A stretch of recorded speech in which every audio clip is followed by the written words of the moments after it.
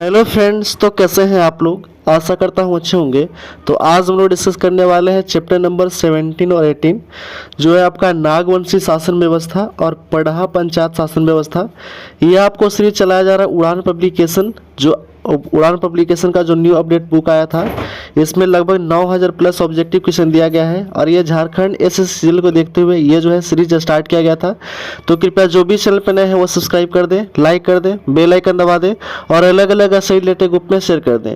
बाकी जो चैप्टर नहीं देखे हैं उसका प्लेलिस्ट बना दिया गया है और प्लेलिस्ट का लिंक इस वीडियो के डिस्क्रिप्शन में दे दिया गया है, वहाँ से जाकर के आप देख सकते हैं। आते हैं हम लोग फर्स्ट क्वेश्चन की ओर। पहला क्वेश्चन है चैप्टर नंबर 17 है, वो है आपका नागवंशी शासन व्यवस्था। फर्स्ट क्वेश्चन देखते हैं। फर्स्ट क्वेश्चन है कि नागवंशी शासन व्यवस्था के प्रथम शासक कौन थे। तो नागवंशी शासन व्यवस्था के प्रथम जो शासक थे वो थे आपका फनी मुकुट राय थे। ऑप्शन नंबर बी हो जाएगा राइट आंसर। नेक्स्ट क्वेश्चन है नागवंशी राजाओं द्वारा मुगल शासकों को दिए जाने वाले कर को क्या कहा जाता था। तो नागवंशी राजाओं द्वारा मुगल शासकों को दिए जाने वाले कर को कहा जाता था मालगुजारी। ऑप्शन नंबर ए हो जाएगा राइट आंसर। नेक्स्ट क्वेश्चन है, अगला प्रश्न है कि मानकी लोगों को नागवंशी शासकों द्वारा किस नाम से जाना जाता था। तो जाना जाता था भूइहर के नाम से जाना जाता था। ऑप्शन नंबर बी हो जाएगा राइट आंसर। नेक्स्ट क्वेश्चन है नागवंशी शासन व्यवस्था का प्रारंभ हुआ था कब। ठीक है, तो नागवंशी शासन व्यवस्था का प्रारंभ हुआ था प्रथम शताब्दी ईस्वी में। ठीक है, प्रथम शताब्दी में। नेक्स्ट क्वेश्चन है, अगला क्वेश्चन है कि निम्न से किस शासन व्यवस्था के बाद नागवंशी शासन व्यवस्था की शुरुआत किया गया था। तो नागवंशी शासन व्यवस्था की जो शुरुआत किया गया था वो किया गया था आपका मुंडा शासन व्यवस्था के बाद किया गया था। ऑप्शन नंबर डी हो जाएगा राइट आंसर। नेक्स्ट क्वेश्चन है, अगला प्रश्न है कि नागवंशी शासक फनी मुकुट राय ने निम्न में से किस स्थान को अपनी राजधानी बनाया था। तो राजधानी बनाया था तो वो है आपका सुतियांबे को। ऑप्शन नंबर सी हो जाएगा राइट आंसर। नेक्स्ट क्वेश्चन है, नागवंशी शासन व्यवस्था में आम जनता के से कर वसूलने की जिम्मेदारी निम्न से किसे प्रदान किया गया था। ठीक है, नागवंशी शासन व्यवस्था में आम जनता से कर वसूलने की जिम्मेदारी निम्न से किसे प्रदान की गई थी। तो प्रदान किया गया था मानकी को। ऑप्शन नंबर ए हो जाएगा राइट आंसर। नेक्स्ट क्वेश्चन है, नियमित मालगुजारी देने के कारण निम्न में से किस नागवंशी शासक को मुगलों द्वारा कैद कर लिया गया था। ठीक है, नियमित मालगुजारी न देने के कारण निम्न में से किस नागवंशी शासक को मुगलों द्वारा कैद कर लिया गया था। तो कैद कर लिया था दुर्जन साल को। ऑप्शन नंबर बी हो जाएगा राइट आंसर। नेक्स्ट क्वेश्चन है, निम्न में से किस मुगल शासक ने नियमित कर न देने के कारण नागवंशी शासक दुर्जन साल को बंदी बनाने का आदेश दिया था। तो आदेश दिया था वो आपका जहांगीर जो था वो आदेश दिया था। ठीक है, ऑप्शन नंबर सी हो जाएगा राइट आंसर। नेक्स्ट क्वेश्चन है, अगला क्वेश्चन है कि 1765 ईस्वी में ईस्ट इंडिया कंपनी को बिहार, बंगाल और उड़ीसा की दीवानी मिलने के पश्चात नागवंशी शासन निम्न में से किसके प्रति उत्तरदायी हो गए थे। तो उत्तरदायी हो गया था वो है आपका पटना काउंसिल के प्रति उत्तरदायी हो गया था। ऑप्शन नंबर सी हो जाएगा राइट आंसर। तो हम लोग चैप्टर नंबर 17 में 10 क्वेश्चन था वो टोटल कवर कर चुके हैं।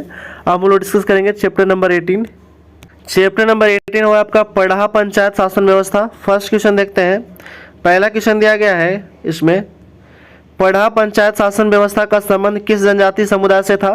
तो पढ़ा पंचायत शासन व्यवस्था का जो संबंध था वो था आपका उराव जनजाति से था। ऑप्शन नंबर डी हो जाएगा राइट आंसर।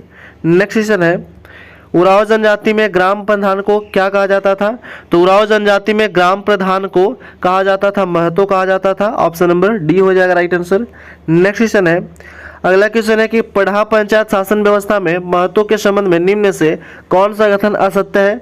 तो असत्य जो कथन है वो है आपका पहला कथन दिया गया कि यह गांव का प्रधान होता था। ठीक है, तो ये सही है। दूसरा जो कथन दिया गया है वो है आपका कि यह गांव के स्तर के मामलों को निपटारा करता था। ये भी सही है। तीसरा कथन है कि महतो के पास प्रशासनिक और न्यायिक दोनों प्रकार के अधिकार होते थे। तो ये भी सही है। यानी कि उपरोक्त सभी कथन जो है वो सत्य है, कोई भी कथन गलत नहीं है। ऑप्शन नंबर डी हो जाएगा राइट आंसर। नेक्स्ट क्वेश्चन है, अगला प्रश्न है कि उराव जनजाति में महतो का सहयोगी क्या कहलाता था।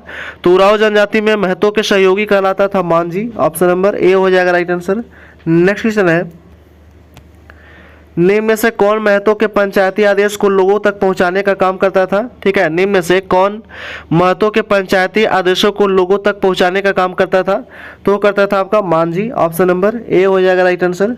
नेक्स्ट क्वेश्चन है, अगला क्वेश्चन है कि पढ़ा पंचायत शासन व्यवस्था में कई गाँव में मिलकर अपनी अंतर्गामिनी पंचायत को क्या कहा जाता था? ठीक है, पढ़ा पंचायत शासन व्यवस्था में कई गांवों से मिलकर बनी अंतर्ग्रामीणी पंचायत को क्या कहा जाता था? तो कहा जाता था आपका ये पढ़ा कहा जाता था। ऑप्शन नंबर ए हो जाएगा राइट आंसर। नेक्स्ट क्वेश्चन है, पढ़ा पंचायत शासन व्यवस्था की अंतर्ग्रामीणी पंचायत पढ़ा कितने स्तरों में विभक्त था? तो पढ़ा जो था वो 3 स्तरों में विभक्त था। ऑप्शन नंबर बी हो जाएगा राइट आंसर। नेक्स्ट क्वेश्चन है, पढ़ा पंचायत शासन व्यवस्था के संबंध में निम्न में से कौन सा कथन सत्य है? ठीक है, तो सत्य कथन जो है वो है आपका ऑप्शन नंबर डी हो जाएगा राइट आंसर। पंचायत की कार्यवाही में पुरुष तथा महिलाओं दोनों की भागीदारी होता था। ऑप्शन नंबर डी हो जाएगा राइट आंसर। नेक्स्ट क्वेश्चन है, अगला क्वेश्चन है कि पढ़ा पंचायत शासन व्यवस्था में 2 या 2 से अधिक गांवों के बीच के विवाद का समाधान कौन करता था? ठीक है, तो पढ़ा पंचायत शासन व्यवस्था में 2 या 2 से अधिक गांवों के बीच विवादों को समाधान कौन करता था? तो करता था पढ़ा करता था। ऑप्शन नंबर बी हो जाएगा राइट आंसर। नेक्स्ट क्वेश्चन है, अगला क्वेश्चन है कि पढ़ा पंचायत का प्रमुख कौन होता था? तो पढ़ा पंचायत का प्रमुख होता था पढ़ा राजा होता था प्रमुख। ऑप्शन नंबर बी हो जाएगा राइट आंसर।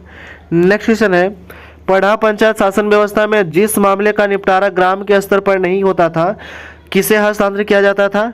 तो हस्तांतरित किया जाता था पढ़ा राजा को हस्तांतरित किया जाता था। ठीक है, ऑप्शन नंबर डी हो जाएगा राइट आंसर। नेक्स्ट क्वेश्चन है, पढ़ा पंचायत शासन व्यवस्था में निम्न में से कौन सर्वोच्च न्यायालय की तरह कार्य करता था? तो सर्वोच्च न्यायालय की तरह कार्य करता था पढ़ा दीवान करता था सर्वोच्च न्यायालय की तरह कार्य। ऑप्शन नंबर बी हो जाएगा राइट आंसर।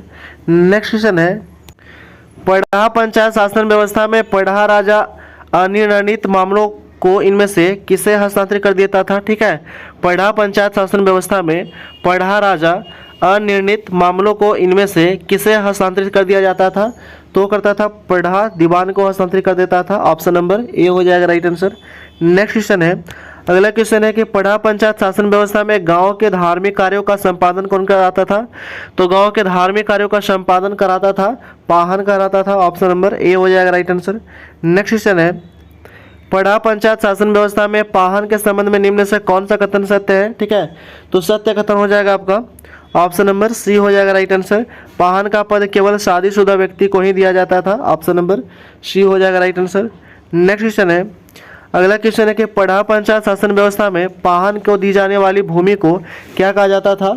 तो पाहन को दी जाने वाली भूमि को कहा जाता था पनही भूमि कहा जाता था। ऑप्शन नंबर सी हो जाएगा राइट आंसर। नेक्स्ट क्वेश्चन है, पढ़ा पंचायत शासन व्यवस्था में बैगा के बारे में कौन सा कथन सत्य नहीं है? ठीक है, तो सत्य कथन नहीं है वो है आपका कौन सा कथन?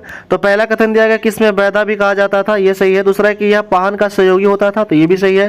तीसरा जो कथन दिया गया है वो है कि यह सामान्यतः देवी देवताओं की पूजा करके शांत करने का कार्य करता था, तो ये भी सही है। यानी कि सभी कथन सही है, कोई भी कथन गलत नहीं है। नेक्स्ट हम लोग क्वेश्चन देखते हैं। अगला क्वेश्चन है, पढ़ा पंचायत शासन व्यवस्था में महतो से पूर्व गांव का पुरोहित व लौकिक प्रधान को कौन होता था? ठीक है, पढ़ा पंचायत शासन व्यवस्था में महतो से पूर्व गांव का पुरोहित और लौकिक प्रधान कौन होता था? तो होता था आपका बैगा होता था। ऑप्शन नंबर सी हो जाएगा राइट आंसर। नेक्स्ट क्वेश्चन है, अगला क्वेश्चन है कि पढ़ा पंचायत शासन व्यवस्था में ठीक है, पढ़ा के बारे में कौन सा कथन सत्य है? तो सत्य जो कथन है वो है आपका पहला कि यह कई गाँवों को मिलाकर बनाया जाता था, तो ये सही है। दूसरा है कि इसमें पहाड़ा ठीक है, इसमें पढ़ा में प्रत्येक गाँव की सदस्यता के रूप में अधिकार और दर्जा दिया जाता था, तो ये भी सही है।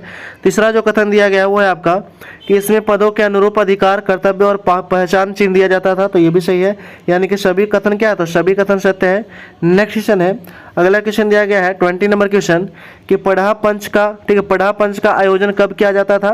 तो पढ़ा पंच का जो आयोजन किया जाता था वो किया जाता था आश्विन पूर्णिमा के दिन किया जाता था। ठीक है, आश्विन पूर्णिमा के दिन। ऑप्शन नंबर सी हो जाएगा राइट आंसर।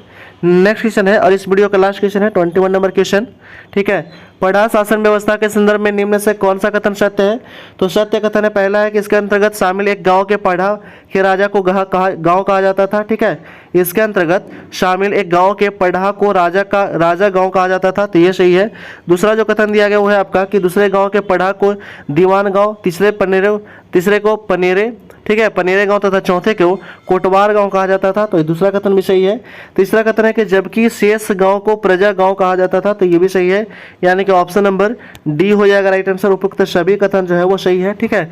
तो इस तरह जो हम लोग 2 चैप्टर इस वीडियो में हम लोग कंप्लीट कर चुके हैं, ठीक है, 17 और 18, ठीक है, 17 और 18 चैप्टर नंबर। तो कृपया जो भी इस चैनल पर नए हैं वो सब्सक्राइब कर दें, लाइक कर दें, बेल आइकन दबा दें और अलग अलग रिलेटेड ग्रुप में शेयर कर दें। Thanks for watching.